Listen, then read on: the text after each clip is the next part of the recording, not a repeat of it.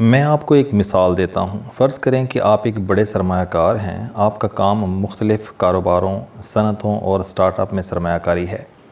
آپ کے ایک پرانے دوست ہیں اور اس دوست کا بیٹا اپنے کاروبار میں آپ کی سرمایہ کاری چاہتا ہے۔ دوست آپ کے سامنے بیٹے اور اس کے کاروبار کی بھرپور سفارش کرتا ہے۔ آپ دوست کے بیٹے کو بھی جانتے ہیں۔ بچہ بھی نہایت مؤدب، محنتی اور اپنے کام کا ماہر ہے۔ آپ 2-4 ملاقاتوں کے بعد اس کے پروجیکٹ میں سرمایہ کاری کے لیے راضی ہو جاتے ہیں اور آپ اپنے دوست کو ساتھ لے کر اس کے دفتر پہنچ جاتے ہیں۔ نوجوان کے دفتر کی لوکیشن بھی بہت اچھی ہے اور دفتر بھی، لیکن جب آپ وہاں پہنچتے ہیں تو اندر لڑائی چل رہی ہوتی ہے۔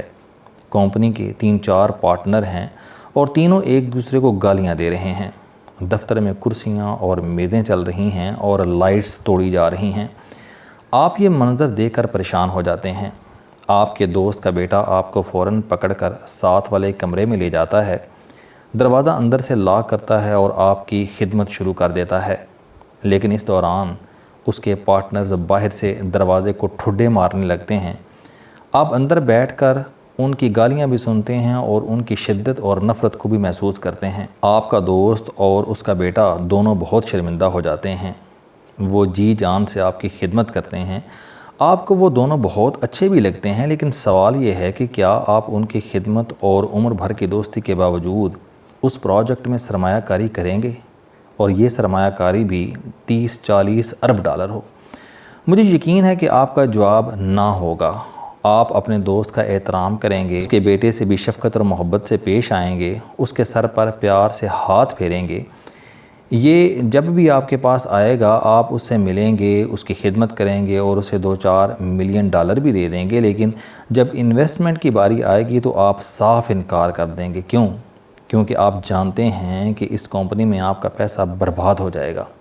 اس سے کہیں بہتر ہے کہ آپ یہ رقم سیدھی کنویں میں پھینک دیں۔ سعودی عرب بھی اس وقت ہمیں یہی بتا رہا ہے۔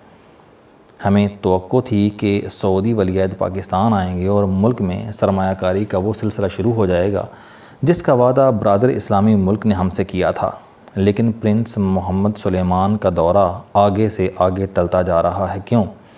کیونکہ سعودی عرب کے خفیہ اداروں کا خیال ہے کہ پاکستان ابھی مکمل طور پر تیار نہیں ہوا۔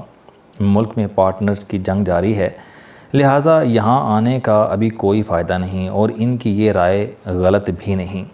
آپ خود سوچئے، آپ اگر کھرب پتی ہوں یا آپ سعودی عرب کے کراؤن پرنس ہوں تو کیا آپ ایک ایسے ملک میں سرمایہ کاری کریں گے جس کے ایک صوبے کا وزیر اعلیٰ وفاقی دارالحکومت پر قبضے اور بجلی سپلائی کے دفتر پر دھاوا بولنے کی دھمکی دے رہا ہو، جس میں اپوزیشن حکومت کو فارم 47 کی پیداوار کہہ رہی ہو اور وہ اسے سرے سے ماننے کے لیے تیار ہی نہ ہو، جس میں عمران خان زیادہ ووٹ لے کر جیل میں بیٹھا ہو اور وہ وہاں سے آرمی چیف کو قیامت تک پیچھا کرنے کی دھمکی دے رہا ہو، جس میں سابق وزیر اعظم پر گھڑی، ہار اور سائفر کا کیس چل رہا ہو اور اس کا ایک ترجمان ٹی وی پر بیٹھ کر یہ کہہ رہا ہو کہ ہماری حکومت کی تبدیلی میں سعودی کراؤن پرنس کا ہاتھ بھی تھا، جس میں 9 مئی جیسا واقعہ ہو اور ریاست سال گزرنے کے باوجود مجرموں کا تعین نہ کر سکی ہو اور نہ کسی کو سزا دے سکی ہو، جس میں مولانا فضل الرحمان اور P T I long march کی تیاریاں کر رہے ہوں اور ان سب کے ساتھ ساتھ بلوچستان میں پنجابیوں کو گولیاں ماری جا رہی ہوں،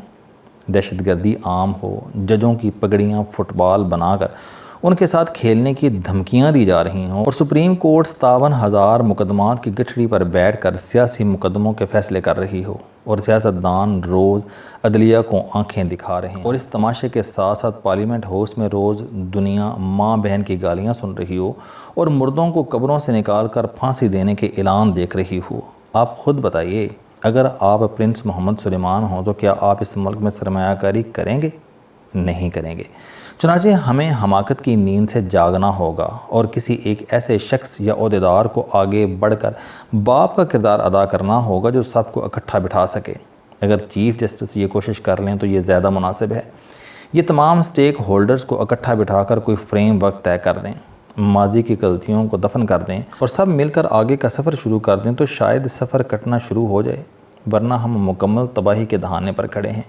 نیچے لاوے کا تالاب ہے، ہم اس کے کنارے کنارے چل رہے ہیں اور ساتھ ایک دوسرے کو کونیاں بھی مار رہے ہیں۔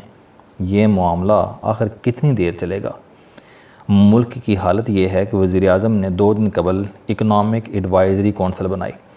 اس کے 8 ممبرز ہیں، جن میں سے 5 بزنس مین ہیں اور ان 5 کے اپنے اپنے مفادات ہیں۔ کونسل میں جہانگیر ترین، ہونڈا اٹلس کے مالک ثاقب شیرازی، میاں منشا کے بھانجے اور نشاط چونیاں لمیٹڈ کے چیف ایگزیکٹو شہزاد سلیم، گل احمد گروپ کے مالک حاجی بشیر علی کے صاحبزادے زید بشیر، انٹر لوپ کے چیئرمین مصدق ذوالقرنین، لمز یونیورسٹی کے پروفیسر اعجاز بنی، soft where company system limited کے سی ای او آصف پیر اور پاکستان میں مکنزی کے سینئر پارٹنر سلیمان احمد شامل ہیں۔ یہ تمام لوگ بڑے نام ہیں اور پاکستان کی اکانومی میں بلا شبہ ان کا بہت کنٹریبیوشن ہے، لیکن اس کے ساتھ ساتھ یہ بھی حقیقت ہے کہ ان کا حکومت سے ٹھیک ٹھاک معاشی مفاد وابستہ ہے۔ مثلاً 8 میں سے 4 ممبرز کے بجلی پیدا کرنے کے کارخانے ہیں۔ جہانگیر ترین بجلی کے سیکٹر کے سب سے بڑے کھلاڑی ہونے کے ساتھ ساتھ بجلی بھی پیدا کرتے ہیں۔ یہ بے شک ایک ویژنری انسان ہیں اور ان کے مشورے ملک اور حکومت کے بہت کام آئیں گے، لیکن سوال یہ ہے کہ کیا یہ ملک کو فائدہ پہنچاتے ہوئے اپنا نقصان کریں گے؟ کیا یہ اپنی شوگر ملز بند کرا لیں گے؟ شوگر مل کے ویسٹ بیکاز سے بجلی پیدا کرنے کا کارخانہ بند کرا دیں گے؟ ثاقب شیرازی بھی پاور پلانٹ کے مالک ہیں، یہ ہونڈا گاڑیاں بھی بنا اور بیچ رہے ہیں، اور انہوں نے آج سے 25 سال قبل حکومت سے وعدہ کیا تھا کہ ہم گاڑیاں ملک میں پروڈیوس کریں گے اور پھر انہیں ایکسپورٹ کریں گے، لیکن وعدہ آج تک پورا نہیں ہو سکا۔ چنانچہ حکومت کے ساتھ ان کا پھڈا چلتا رہتا ہے اور یہ اس وقت اس کونسل کے ممبر ہیں جس نے براہ راست وزیر اعظم کو مشورے دینے ہیں، لیکن کیا یہ حکومت کو اپنے خلاف مشورے دیں گے؟ یہ پاور پلانٹ بھی چلا رہے ہیں۔ شہزاد سلیم بھی پاور جنریشن اور ٹیکسٹائل کے بڑے کھلاڑی ہیں، کیا یہ بھی آئی پی پیز اور ٹیکسٹائل سیکٹر کے خلاف پالیسی بننے دیں گے؟